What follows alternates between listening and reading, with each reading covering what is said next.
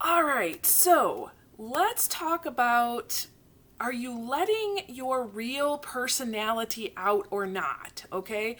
So, the reason why I'm talking about that today is because I've noticed an uptick in my coaching clients and potential clients coming to me the last few weeks.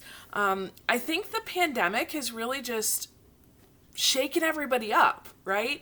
And they're doing some internal kind of examining their self and figuring out, am I in the right place? And do I want to do something different with my life? And I think that's a really good thing. And the one thing I hear over and over and over again is that there's a mismatch between the person that they feel like they are on the inside and somebody that they would like to be on the outside.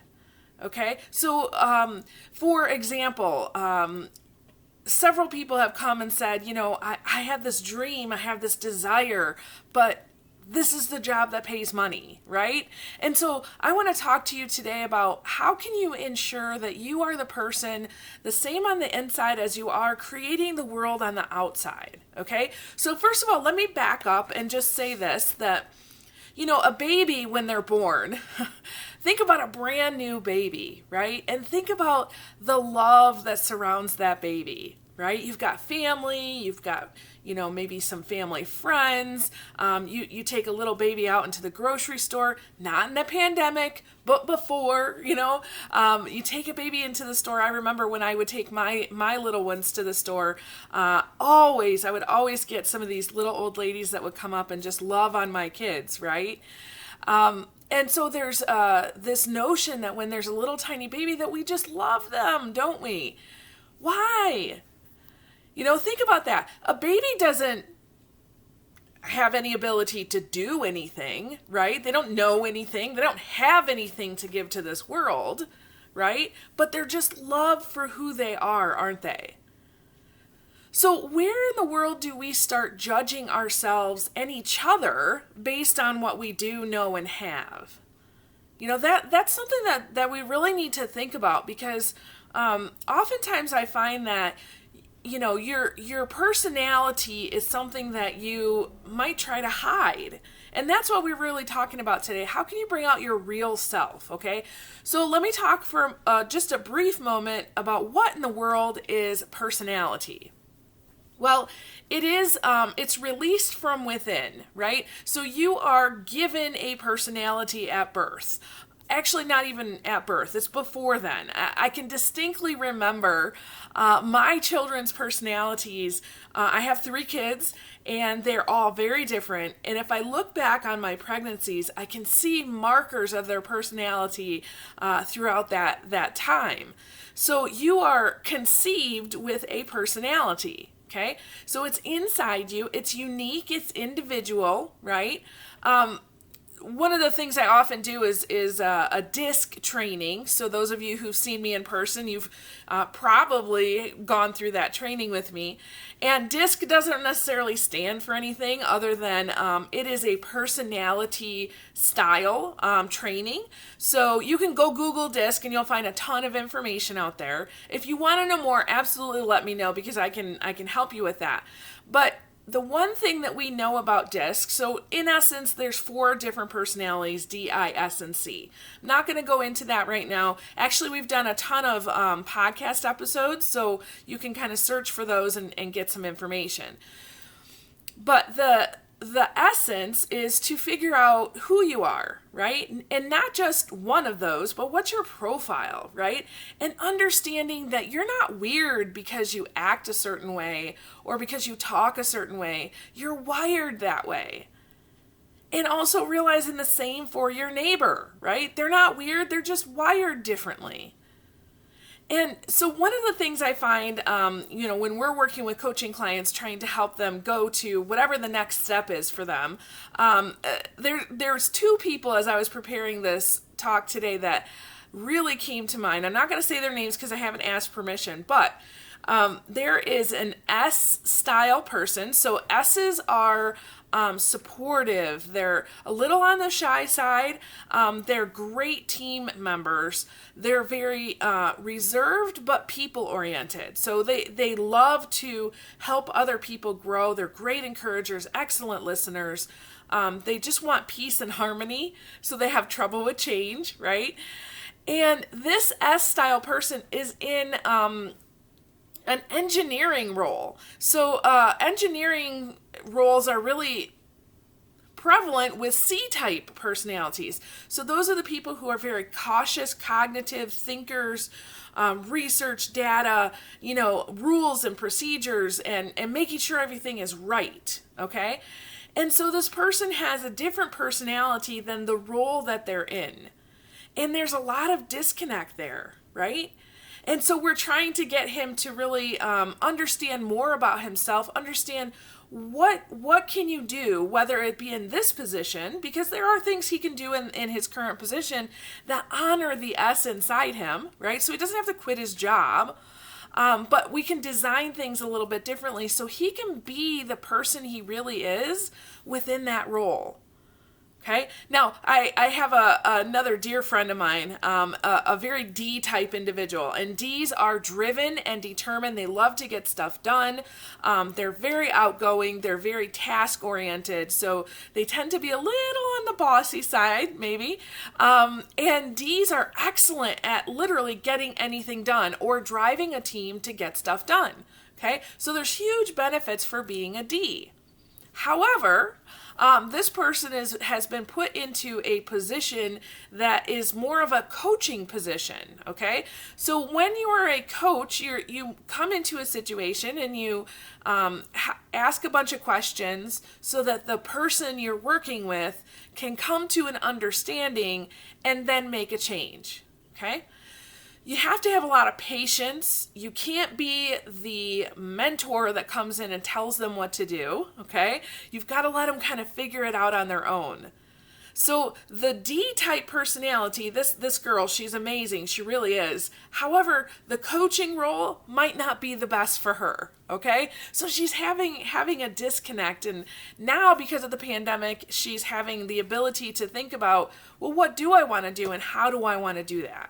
Okay, so what makes us try to fit into roles that are not for us? Okay, well, one thing I think about is this idea of negative feedback. Okay, so let's say you're doing something and somebody gives you feedback and says, hey man, that's not necessarily working out for you, right? Currently I'm working on finishing my PhD, and I got to tell you, every single day I'm getting some sort of negative feedback, right? Hey, you missed a comma here. Hey, your spacing's off there, right? Annoying, but it's getting me to my goal, okay? So the real purpose of negative feedback is not to kind of put you under somebody's thumb or I guess guilt or shame or punish you. The real purpose of negative feedback is to give you information so you can make a course correction, right? So you can change something, so you can do better. But most people, they look at negative feedback as a fear of criticism, right? And they stop moving forward. And they interpret what that other person says not as this is how you can do it to move forward, but they look at it as, oh, I got to stop what I'm doing, or I've got to go over here, right? So for example, the S-type engineer, he ended up in that position because his mother told him he should be an engineer. Right? The D-type coach ended up in that position because her boss said, you will do this. And she didn't know enough about herself to speak up and say, that's not good for me and it's not good for my people. Okay? So what is calling out to you? Are you in alignment? You're inside and outside person. So briefly for me, I used to be a classroom teacher, and it was okay. I didn't have a problem doing that. I loved doing that. And then when I became a school administrator, that was better. I loved that much more than being in a classroom because I got to support so many more people. And in my current role as the owner and operator of Grow by One, I get to do a lot of speaking and training and coaching and teaching and, being here with you. this right now is my sweet spot. Okay? Because my inside person can really grow to meet my outward conditions. Now, is this what I'm going to be doing in 10 years? I have no idea, right? I have no idea. But we can readjust our current vision until the real you comes out, okay? And then just stay the course. So keep making those readjustments as you go on. So what can you do if you feel like your inside personality doesn't match your outside conditions?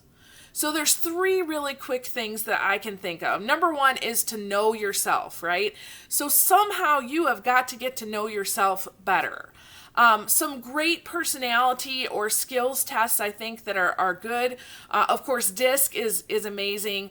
If you let me know that if you want to do that, I actually have a report that will print out quite a bit for you where you can know yourself. The Enneagram has become more popular. I like it, although I don't feel like it tells you a whole lot, and you got to kind of sort and sift through it. It's kind of like Myers-Briggs. Myers-Briggs is great. It tells you some great stuff, but if you can't remember it, then it's not going to be all that helpful, okay? One that I found that was huge for me when I was first starting out was the StrengthsFinder test. So go Google that, and you can take a test online, and it'll give you your top strengths. And if you can take your 5 top strengths and design your life around those, whew, man, you will start to gain traction in your life. And another one that's very similar, that's kind of a spin-off on the StrengthsFinder one, is called the Standout Assessment. It's like a 10,000 foot view. So if you think of StrengthsFinder as your top 5, this goes above and beyond that. I remember when I took my Standout Assessment, and it told me that my ideal job was to find something where I could study a lot and put together different ideas and share some inspirational thoughts and do it from a stage, and the bigger the better. Okay? And I was like, oh my gosh, they're talking about me, right? So know yourself. Do something where you get to know yourself a little bit more, okay? And then the second one is to really think about, now that you know about yourself, what is a dream that you have, or a desire, or just start imagining what might that look like, okay? Just spend space sitting there and thinking about it. Something will come to you, I promise. And then the third thing is really just asking yourself, what's my next step? Okay, what's my next step? Do I need to talk to somebody about, adjusting things in my life? Do I need to explore other employment opportunities? For those of you who are listening that are young, that aren't quite out into the world yet doing your thing, I would highly recommend that you go through this process of knowing yourself and then dreaming and imagining before you enter into the workforce. Okay? It is more important that your inside person has the ability to come out in what you do than it is making money. Because one thing I know is that as I go along in my life and I get to the point where I'm literally aligning that vision again, my inside is coming out more and more and more, the money just seems to find me. Okay? So do what lights you up, what gives you passion. All right, so a couple different things as we're transitioning out here. Obviously, I just mentioned DISC. If you would like an opportunity to take that assessment, let me know. Another opportunity, right now we are hosting a class. It's a Think and Grow Rich 2020 class. So we're going to do it again at some point in the future, but right now we are having an amazing time just growing together and really talking through a lot of these issues. Last night we just had a Zoom, and we talked about your desire, your purpose, your vision. How do you play all of that out and make sure that you're living your life and not the life that somebody else is trying to make you live, okay? So if you would like more information about that, for sure, let me know. I'll leave my information in the comments, and you can let me know. Okay? Awesome. I hope this was helpful to you today. Hope it got you thinking. So with that, I release you into the wild. Go forth and prosper. Have an amazing day, and we'll catch you next time. All right. Bye-bye.